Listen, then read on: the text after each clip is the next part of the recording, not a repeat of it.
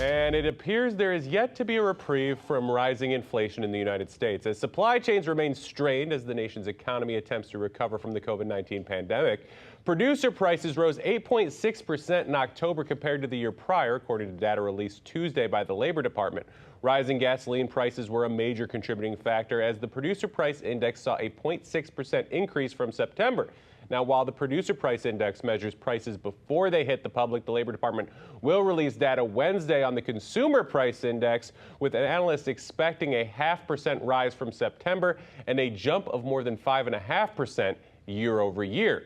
So what does this new data tell us, as it appears inflation is here to stay for the time being, despite the Fed's claims that it's simply transitory? Well, joining us now to discuss is Peter Schiff, chief economist and global strategist with Euro Pacific Capital. Peter, always a pleasure to have you on.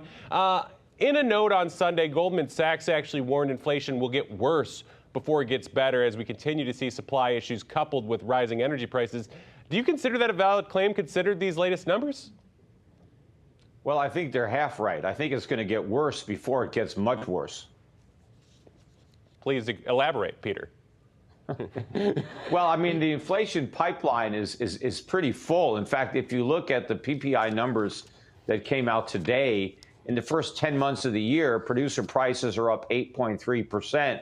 Annualize that for the full year, and that's 10% increase, which is quite a bit larger, I think. Consumer prices are up maybe about 6% during the same time period.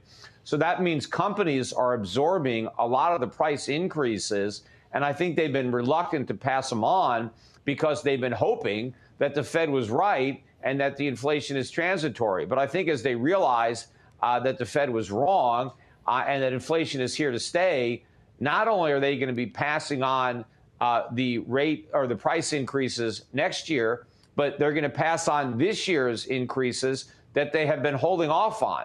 So I think we're going to get a double barrel in 2022, which means that consumer prices are going to move up a lot more next year than they did this year. And Peter, it seems like the goalposts keep getting moved when it comes to the transitory inflation relief, if you will. The Fed obviously took steps last week to roll back some of its QE and other easy monetary policy, but will that really have any effect on the pressures that we're feeling now, or is that all too little too late?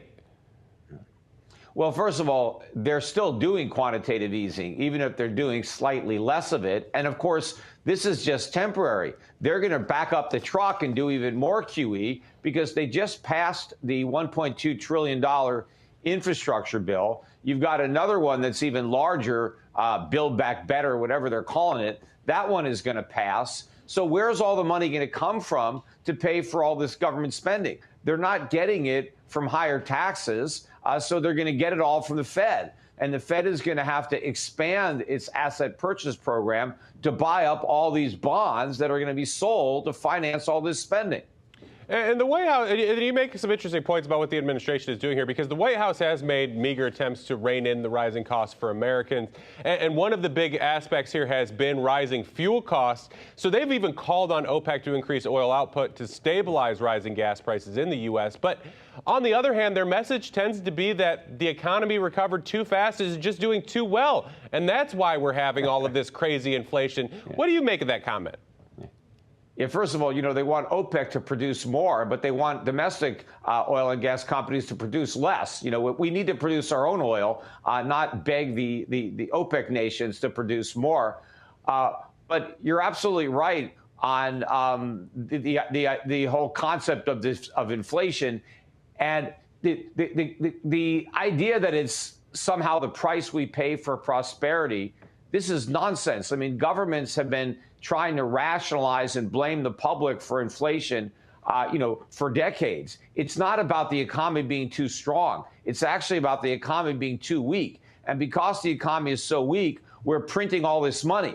And that is the source of the problem. We're producing money, not stuff. And so the price of the stuff is going up. Meanwhile, we are importing record amounts of stuff. We have never imported more products than we're importing right now. But despite this surge in imports, prices are still going up because the economy is so weak that we can't produce enough even to fill that gap with record imports. And Peter, I always like to think of myself as a solutions-oriented person, and we tend to talk about all the problems and why it's getting worse. But at this point, is there any solution to these problems when we're this deep into it?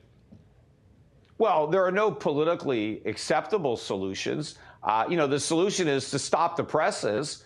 The Fed has to go cold turkey on QE, not just try to taper it. In fact, we need to reverse the process, go back to quantitative tightening. The Fed needs to shrink its balance sheet, withdraw money from circulation, allow interest rates to rise right now, not hold them at zero. And of course, that means the government has to start slashing spending. Not only can't we have the infrastructure bill or the Build Back Better bill, we need to start getting rid of spending that's already happening. The government is spending too much money. And the stock market's going to have to come down. The real estate market's going to have to come down. A lot of bubbles are going to have to deflate if we're going to address the inflation problem. But unfortunately, none of that's going to happen. And so the inflation problem is going to get much, much worse. And that means the average American has a huge problem that he's going to have to live with and potentially deal with if they can. Absolutely. And Peter, I want to go back to something you were talking about earlier, because you were talking about the tax burden just a little bit. And I happened to be on your Twitter account earlier, and I noticed something that you tweeted out, which was basically saying that instead of trying to, just tax billionaires, that what you should send the tax is essentially when they're buying luxury goods for themselves, when they're spending money on themselves. And I know we're showing that on the screen right now. Peter, why do you think that would work to kind of at least help the Treasury to get some funds in there? Well, that is the best way to tax, is on, excise taxes, sales taxes, or things like that. But if you want billionaires to pay taxes, then have higher sales taxes on the things that billionaires like to buy. I mean, I'm not sure how much revenue ultimately you're going to raise. I mean, you're certainly going to raise revenue if you tax, yachts and private jets and stuff like that when people rent them or when they buy them. But you're not going to get it through the wealth tax, because that's unconstitutional. Also trying to redefine income and claiming that unrealized gains constitute income, that's unconstitutional also. But the other point I was trying to make is, don't begrudge the billionaires for the billions that they earned and that they don't spend. Because when billionaires earn their money, they're helping the economy grow, they're helping to produce goods and services, they're creating jobs. It's only when they use their wealth for themselves, right, when they actually spend it on things to enjoy, that's when they're starting to, reap the rewards of their labor. In the meantime, they're allowing their wealth to benefit everybody other than themselves, because the wealth is out there contributing to economic growth. So don't tax the wealthy when they accumulate their wealth, and as they're earning it, wait until they start to spend it and enjoy it for themselves, because prior to that, they're basically acting like public benefactors, because this money is doing much better good for the economy than when you give it to government.